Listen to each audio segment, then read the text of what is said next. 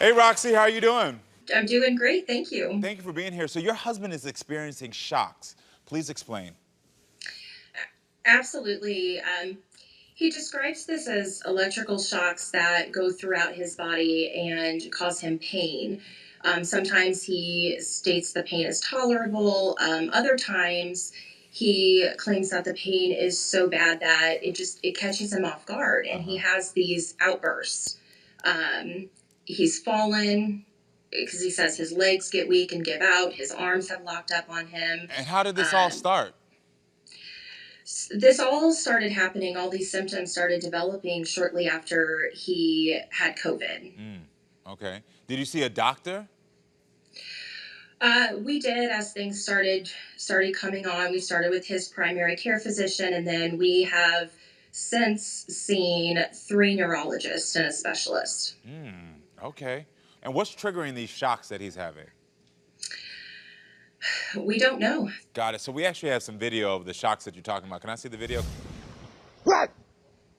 God. Did it again. God.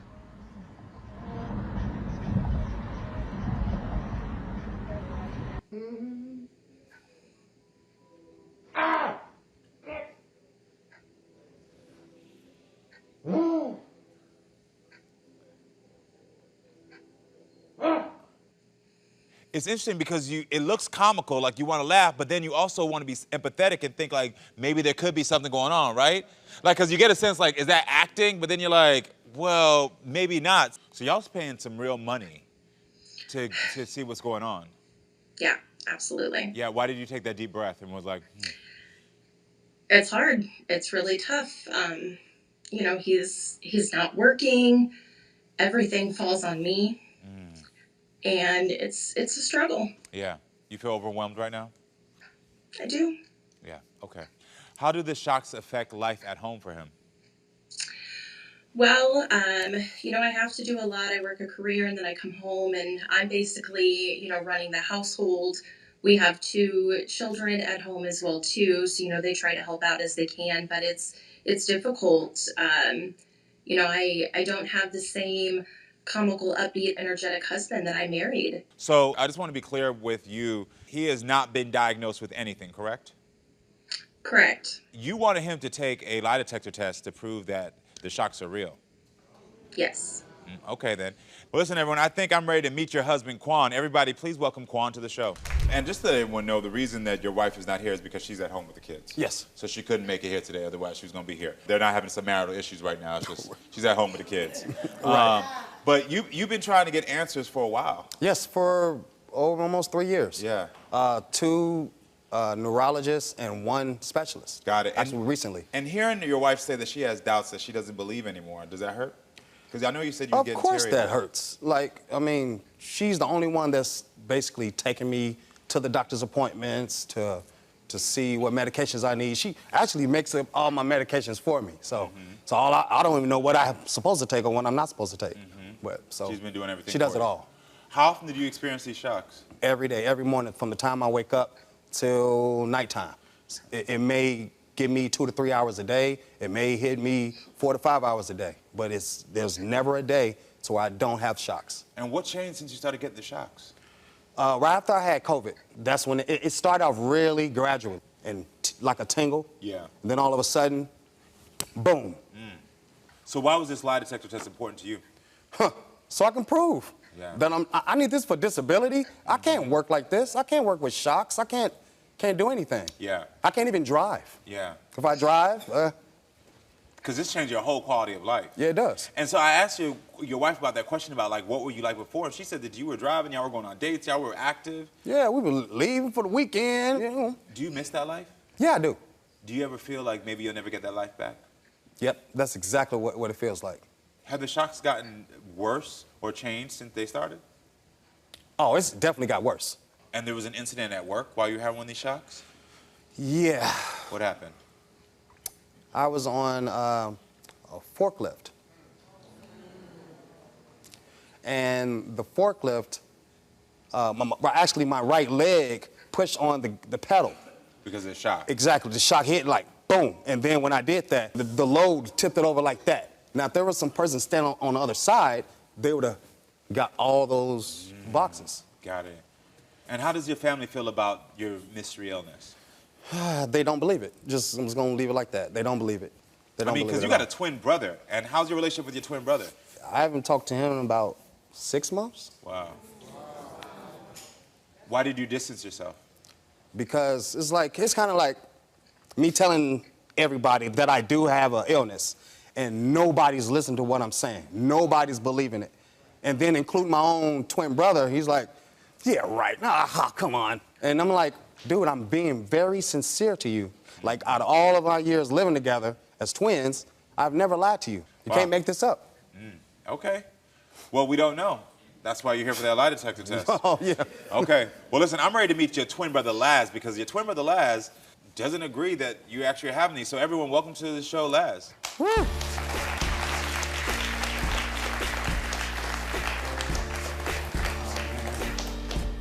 Laz, welcome to the show, man. How you doing? Thank you. So how do you feel about this? I don't believe it.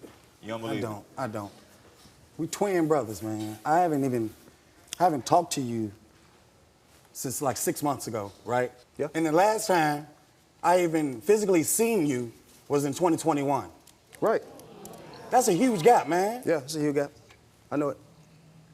Quit playing, man. Come on. You say alleged illness. Explain. Because when we were kids, we had heart murmurs. And you know that.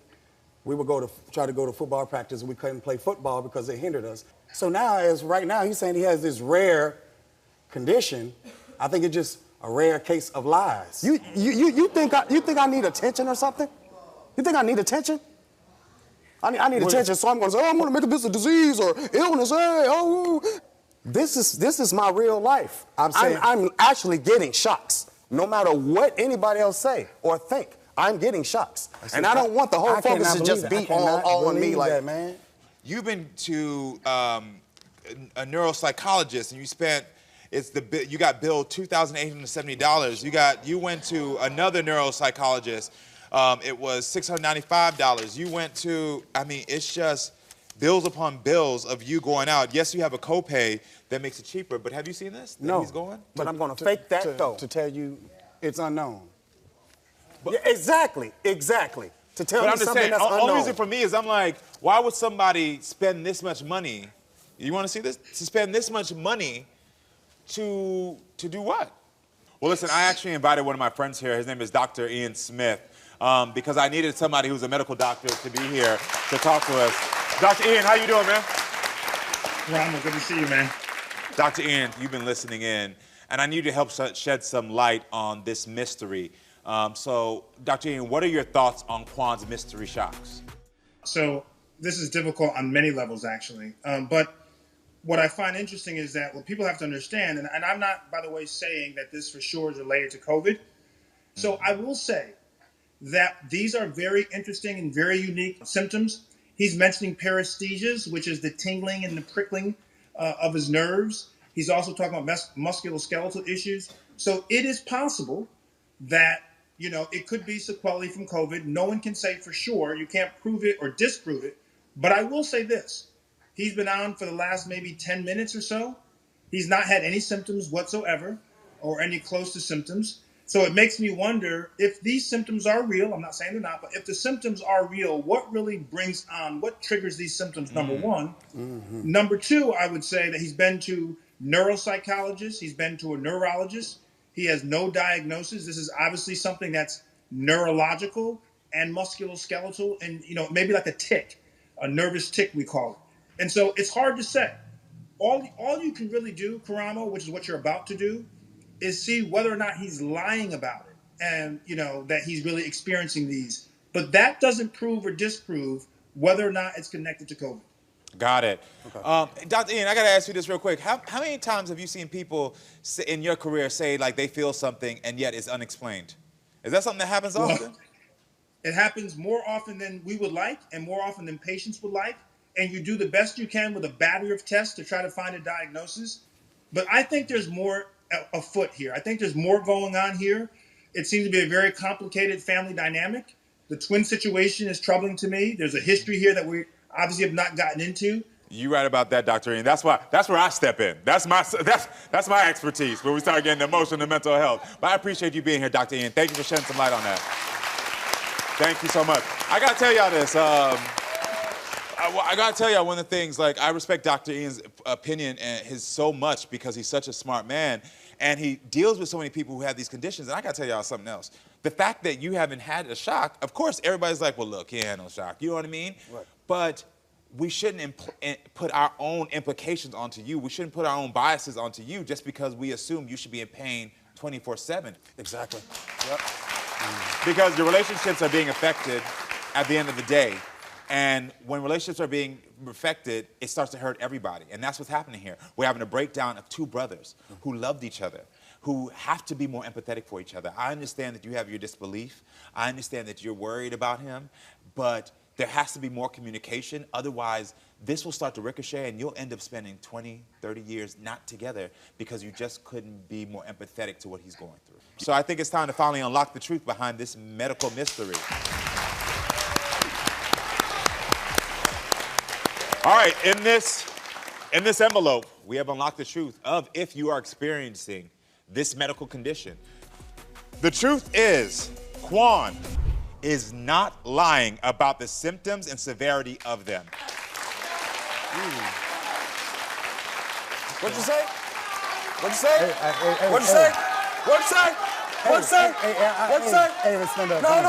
What'd you say? No. You said what? No, you good. You said what I'm now? good. You said what now, brother? All right, now. I told you, man. Told you, dog. Told you, dog. For real. I got a lot for, man. For real. Hold on. I see Laz, I see you and Roxy both crying. Take a seat from me. What's going on in your mind right now? Both of y'all are crying? You. All of y'all. What's happening? I told you, man. This Don't have to lie. Ah, man, yo. Don't have to lie, man. I'm in pain every day, man. Do you think I'm joking? Come on, man. We ain't never did this. Never. Okay.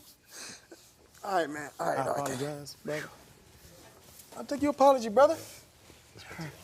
I'll take your apology, brother. I accept it, brother. What's going through your head right now?